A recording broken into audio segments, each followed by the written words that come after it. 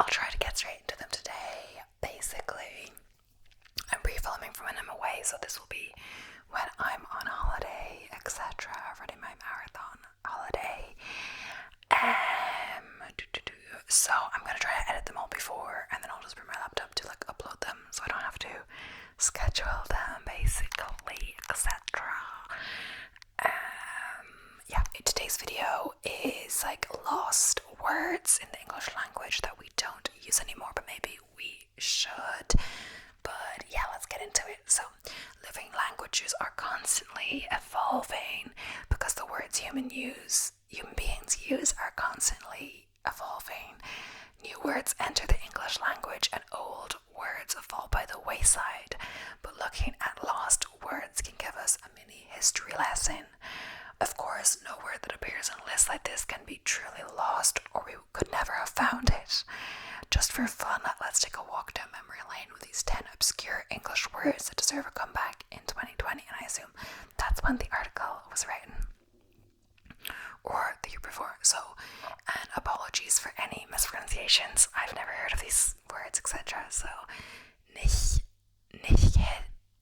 Nichedonia. What do you get when you combine Nike, the Greek goddess of victory, and apparently the patron saint of running shoes, and Hedonia, the Greek word meaning pleasure? Nicodonia, obviously. I didn't know Hedonia is like a pleasure or something. This word means a feeling of excitement or elation that comes over you when you anticipate success. For example, you're playing a friendly game of chess and suddenly realize the moves you need to make to checkmate your opponent. Or suppose you're watching your favorite football team play a close game against their big rivals, and at the end of the game, you see they're about to kick their winning field goal. That's Nicodonia. I wonder if that could be like for yourself, like in, not exactly, but the feeling when you're in a race and you're kind of pacing yourself for a PB, but depending how long the race is, you don't know how you're going to feel in the first few kilometers, etc. But when you're in the last kilometer, the last 500 meters, you're like, if I don't slow down now, if I keep going at the rate I'm going, I'm going to get a PB, and like, nothing runners love more than a PB. It just feels so good, you know. I go into most races thinking about a PB, but I don't always, soon enough, like before the end, you kind of know if you have it in the bag or not. But yeah, Gwenders. So how many times have you wished you had a word to describe the pins and needles, tingly feeling you get in your foot when it's asleep, or on the tips of your fingers when you're cold? Well, wish no more. That's Gwenders. The word belongs to an English dialect used in Cornwall in the 1800s. It comes from the Welsh GWYN or EW, I'm not sure how to pronounce it at all, meaning numbness from the cold. Also, the first recorded use of the word shows up in a book on the military history of Cornwall. Having Gwenders in your fingers does seem like something that soldiers in combat during winter are likely familiar with. That does make sense. So, hook muck. So, if you've ever packed up your belongings and moved to a new house, you know all about a hook muck. It's a lovely old English word for the confusion that comes from things not being in their proper places. You might want to find a personal organizer to help you sift through the hook muck. Okay. Frizzen. This refers to a sudden passing shudder of emotion or excitement. Do you know the feeling of goosebumps or chills you get when you're engrossed in a thrilling action film, or when you hear a beautiful piece of music?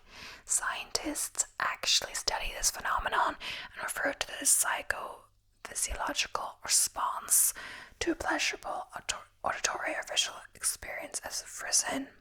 You may recognize the root of this word fry as in refrigerator or friction. Frizzen originates from the Latin frictio, meaning shiver, and is a derivative of friscia, meaning to be cold. So hypermnesia. You're probably familiar with a related term, amnesia, which means a sudden loss of memory after a concussion, for instance. Hypermnesia refers just the opposite, someone with an exceptional memory. Hypermnesia comes from the ancient Greek hyper, meaning above or amnesia or you always forgetting people's names. Snollygoster. It sounds so weird. This admittedly old-timey sounding word is a real blast from the past. There must have been a real snollygoster epidemic during the 1940s and 1950s because the word was everywhere.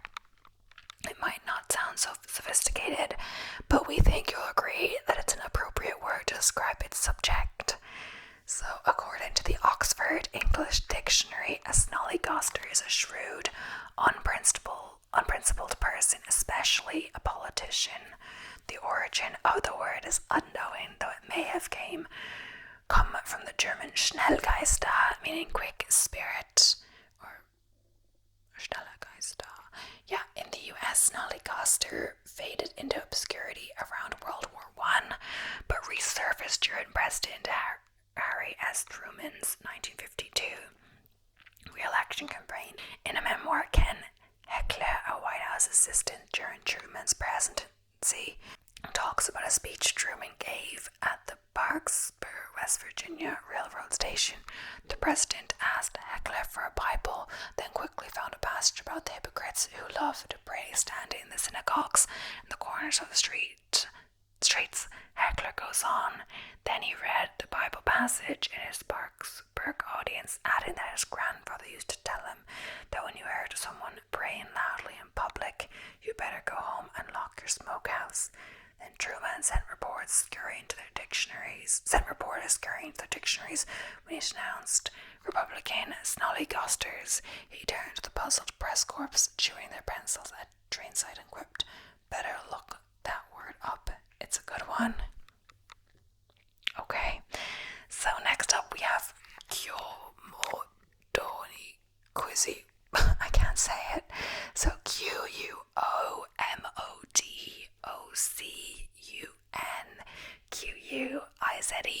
It's a good one for Monopoly. I'm not sure if you're allowed to use it in Monopoly. Perhaps.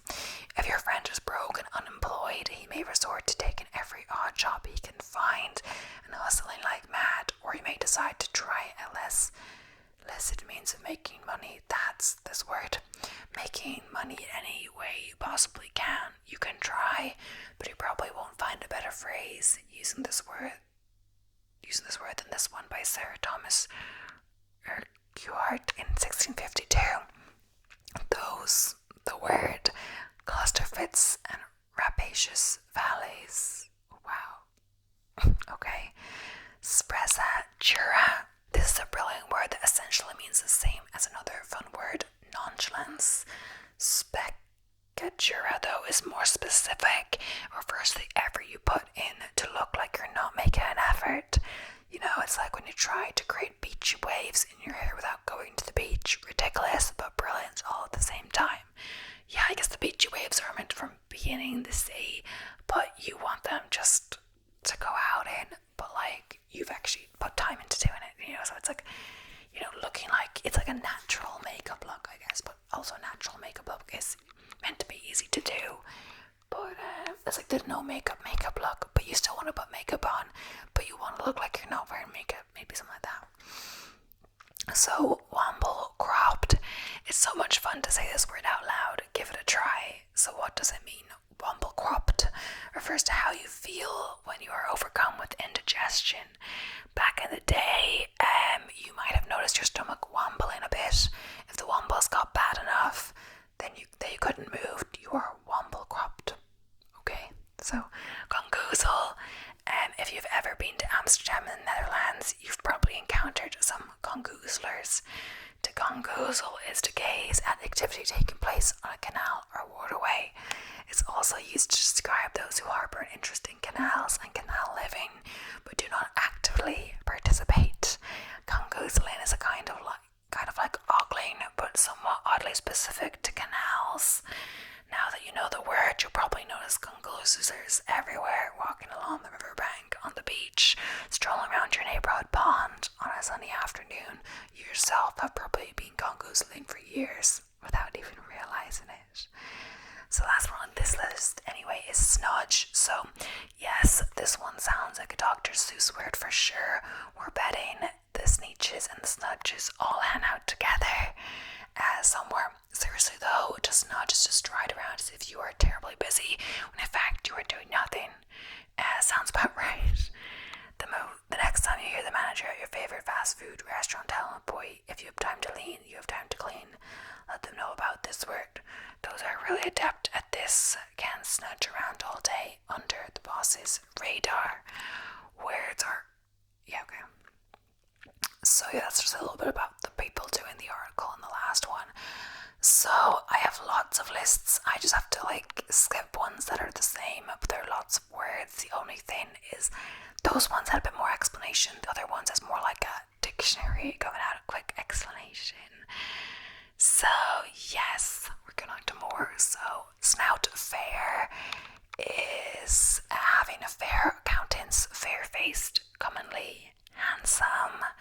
But trump is to deceive, cheat, to elude, slip from. Coney, catch is to swindle, cheat, to trick, dupe, deceive. Slug a bed, one who lies long in bed through laziness. Mommist, a person who habitually finds fault, a harsh critic. Peacock guys, to behave like a peacock, especially to pose or strut ostentatiously. Silly Tonian, a silly or gullible person, especially one considered as belonging to a notional sect of such people. Merry, go sorry, a mixture of joy and sorrow. Teen, to vex, irritate, annoy, anger, and rage, to inflict a suffering upon. To afflict, harass, to injure, harm. Waste heart, used to express grief, pity, regret, disappointment, or concern. Alas, woe is me. Also waste heart a day, waste heart of me. Dowsabelle, applied generically to a sweetheart, lady love. Ear rent, the figurative cost to a person of listening to trivial or incident talk. This just says all the words together basically in a sentence, but I can't understand it because I can't remember what all the words mean.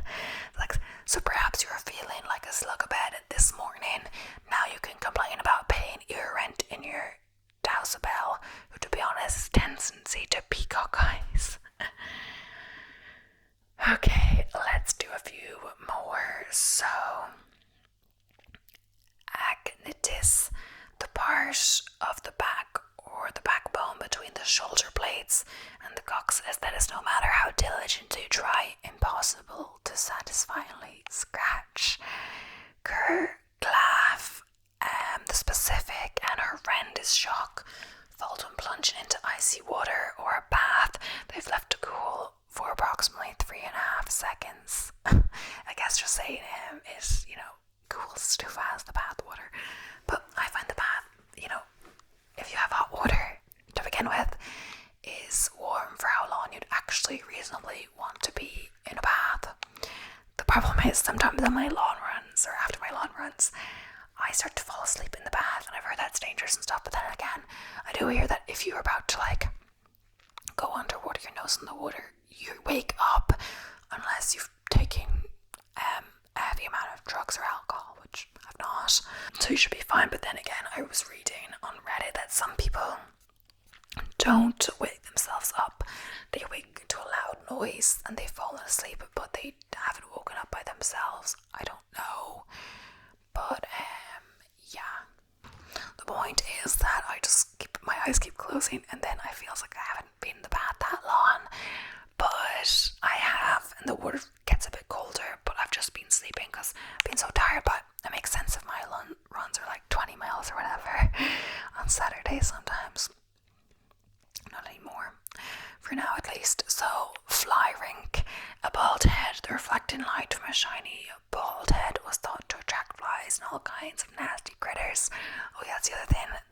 The woman I'm house sitting for, I kind of hope she has a bath for after the marathon. I do end up doing it, hopefully.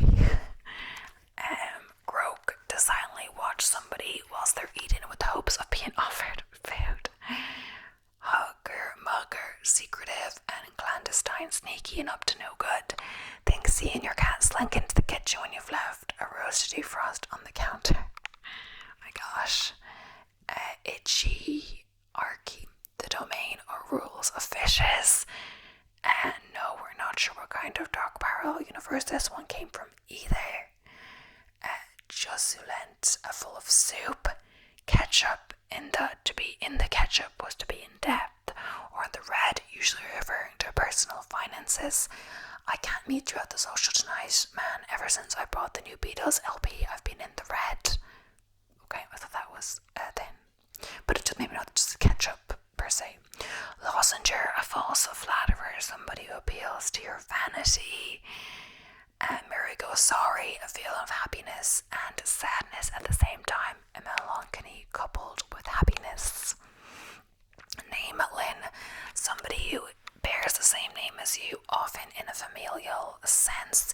If your father's name was John and you've been named John after him, you'll be his nameling. So, on Cethemus, the braying sound a donkey or a mule makes, often applied in the bragging conversation of a bore or that guy in your office who can't stop talking about his adventures in craft brewing. Or that runner who keeps talking about marathons. Panwangle, to live and proceed cheerfully through life in spite of minor misfortunes.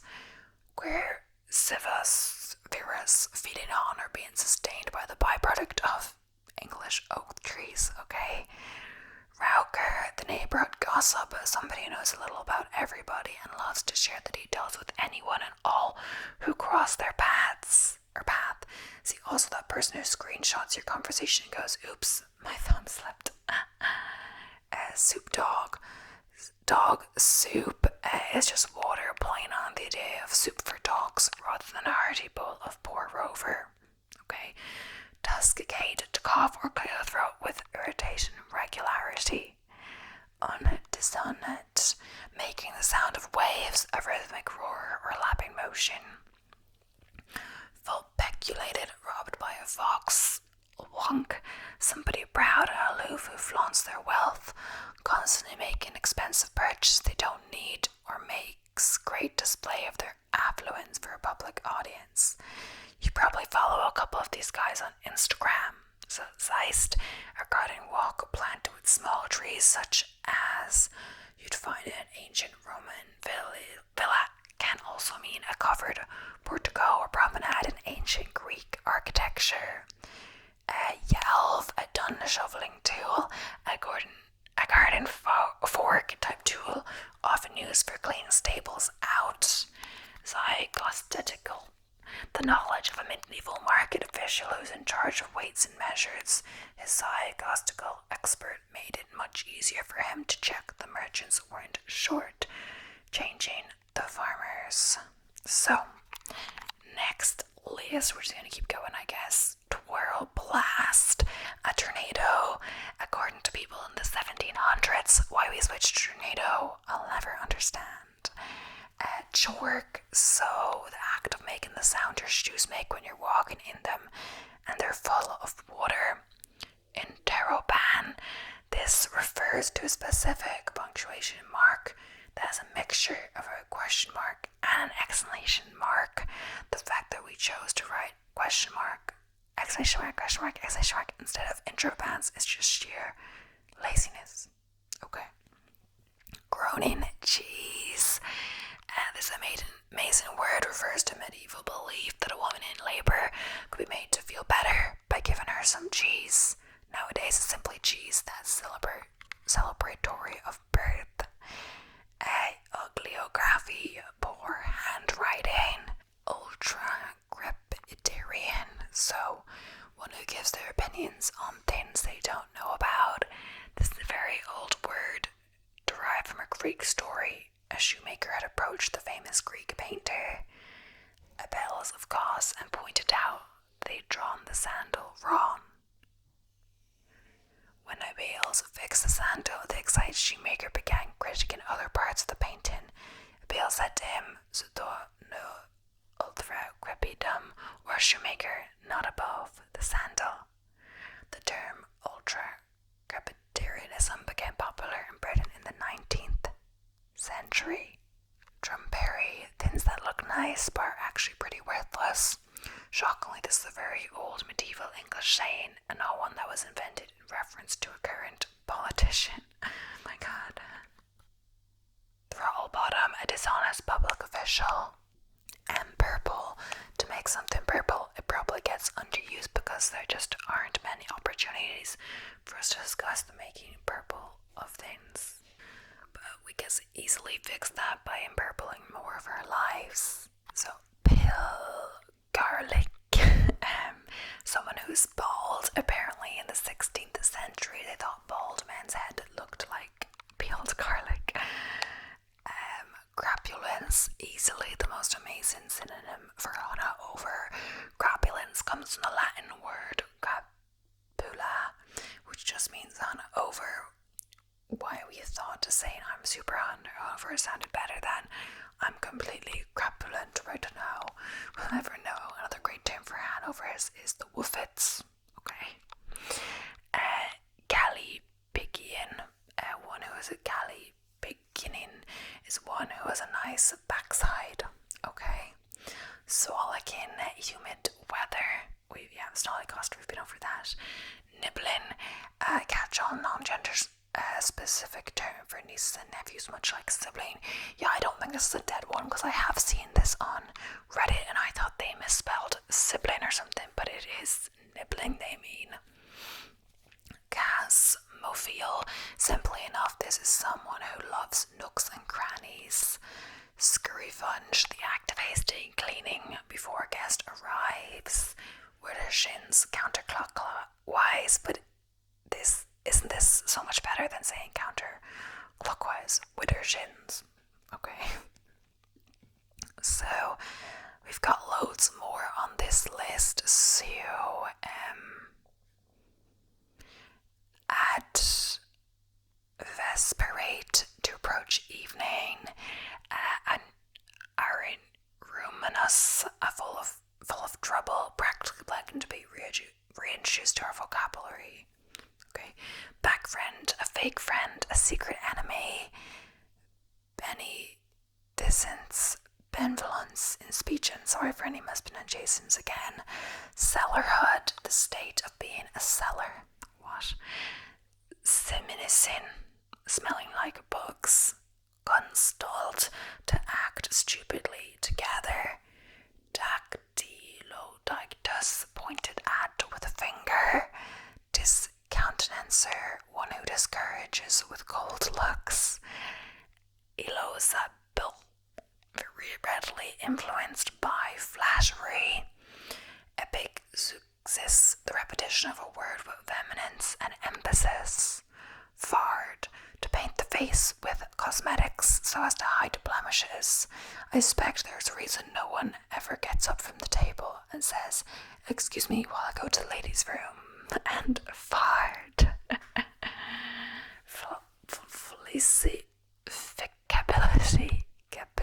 Capacity for happiness. Gowned, the gunk that collects in the corner of the eyes, the type of word I was unaware that I didn't know and yet is still, but like relief when I discovered it. Is that like the sleep that you get in your eyes when you like wake up, is it? Grinagog, a person who is constantly grinning. Hamartia, the flaw that precipitates the destruction of a tragic hero. Oh, but I have heard that because from like advanced English, we were Hamartia, we were like, what's this hero's Hamartia? Happy to make happy. This one gives me happy, as they said in Buffy. Heterovemize, to say something different from what you mean. Implusive, wet with rain. Incandescent, growing in filthiness. Gentangular, of or pertaining to breakfast. Gangle-dort, an awkward situation or affair. Latibulate, to hide oneself in a corner. Letabund, filled with joy. Malsuet, accustomed to poor habits. Misdelight, pleasure in something wrong. nefandus, too odious to be spoken of, neighborize, to be or act neighborly. That kind of makes sense, of course. Not kind of, but yeah. Oh, bankinate, to annoy by repeating over and over and over and over. Occasionate, a minor occasion. Pedicure, modest cooking, cooking on a small scale. Very few people eat in an Epicurean fashion, yet many of them know what the word epicure means. A great many people eat in simple fashion, and no one knows the word for this. Okay. Post V, to make plans for an event only after it has occurred. The addition of provide, which really meant exercise foresight, make provision for the future. OED, I'm not sure. Pisteriism, the whispering of leaves moved by the wind. Quag, to shake instead of something that is soft or flabby. Remorse, a touch of remorse. To remember with regret when utilized as a verb, remorse seems as though it can instantly render poetic any decision made in the past and subsequently regretted. A residentarian, a person who is given to be remaining at table. A scrunch, to shrug the back or shoulders from cold. Scrounge, to inconvenience or discomfort a person by pressing against him or by standing too close. Subtrist, slightly sad. Sympathetic, a companion one walks with. Discoveries like this one are what make reading the OED from cover to cover worthwhile. Descenda, things not to be mentioned, matters that are passed over in silence. Unbepissed, not having been urinated on. Is it possible that at some time there was such a profusion of things that had been urinated on that there was a pressing need to distinguish those that had not? Undissonant, making the sound of waves. Vicacambulist, one who walks about in the streets. Funpeculated, robbed by a fox. Welder, a conditional well-wisher. Xenum, a gift given to a guest, said Turnif yesterday evening. Said YXT, to see, the second person singular indicative present form of the verb to see in the Kentish dialect and has obviously not been in common use for some time. Wow.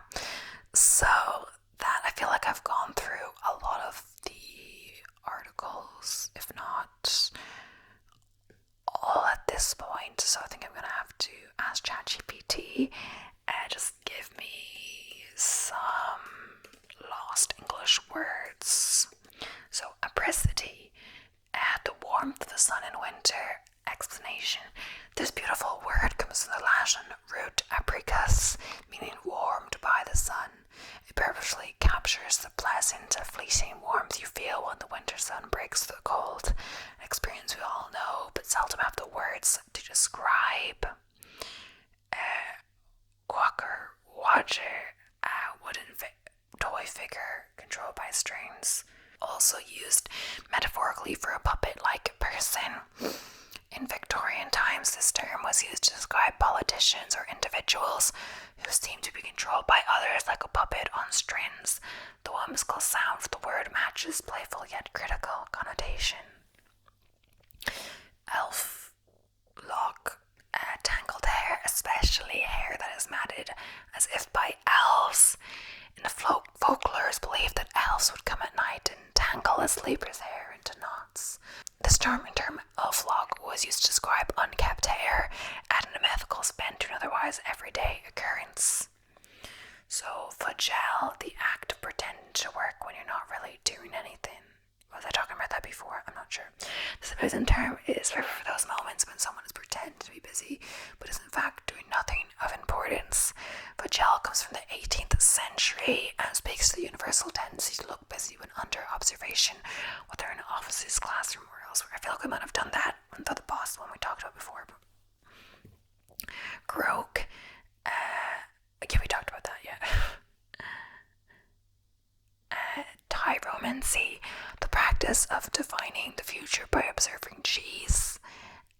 In medieval times, divination practices were varied, and tyromancy was one of the more peculiar ones. People believed the shape, texture, and mold of cheese could be interpreted to predict future events. Although it's obsolete now, it shows how creative ancient superstitions could be. Expurge factor, something that wakes you up. This can refer to anything that rouses someone from sleep: a loud noise, an alarm clock, or the sunrise. The word comes from the Latin root expurgere, meaning to wake up. While uncommon, it is a beautiful and precise way to describe what gets you out of bed. Respair, the return of hope after a period of despair. This rare word is the opposite of despair. It refers to that uplifting moment when, after feeling hopeless or lost, you suddenly find a reason to hope again. Despair is a hopeful term that encapsulates the cyclical nature of a human's emotions. Twitter light, the time just before sunset, twilight. So this is an old poetic term for twilight, that soft light in the sky when the day begins to fade. It conveys a quiet, romantic feeling, and though the term has largely disappeared from use, it's perfect for invoking a serene atmosphere.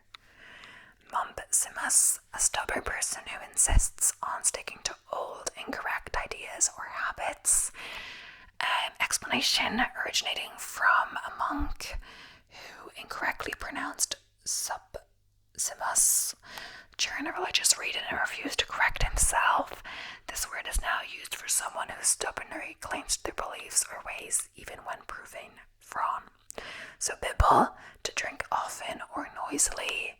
This playful word from the early modern period describes the act of drinking in a messy or loud way, often with an element of overindulgence. It's not commonly used anymore, but it perfectly captures the sound and act of sloppy drinking. Grubbling, to grope or feel around in the dark. If you're fumbled around for something in the dark or in an unseen space, you've grubbed. This term dates back to the 16th century and describes the sensation of blindly searching for something with your hands. Cacistocracy, definition: government by the worst, least qualified, or most unscrupulous citizens. Explanation: this term is from the Greek kakistos, meaning worst, and crassy, meaning government. It describes a situation where the least capable individuals rise to positions of power. It's particularly relevant in discussions of corrupt or dysfunctional governments. Ultra-crepidarian, someone who offers opinions or advice on matters outside their knowledge, stemming from a story about a shoemaker who speaks on topics far beyond their understanding. It's an elegant way of labeling know-it-all who speaks beyond their limits. Lanspressado, a person who always shows up without money, expecting others to pay. This humorous term was used in 17th century England to describe that one person who never seems to have money and always expects others to cover the bill. It's a mix of French and English origin, reflecting the cross-cultural influence of that time. Brabble, to argue noisily about something inconsequential. Brabble is an old term from the 16th century describing the kind of loud, pointless arguments that often erupts over trivial matters. It's perfect for describing those heated debates over things that don't really matter in the grand scheme of things. But yeah, that is the end of today's video. I hope you enjoyed. Please don't forget to subscribe if you haven't already, and it was an interesting one for sure. But yeah, I'll be seeing you in the next one. So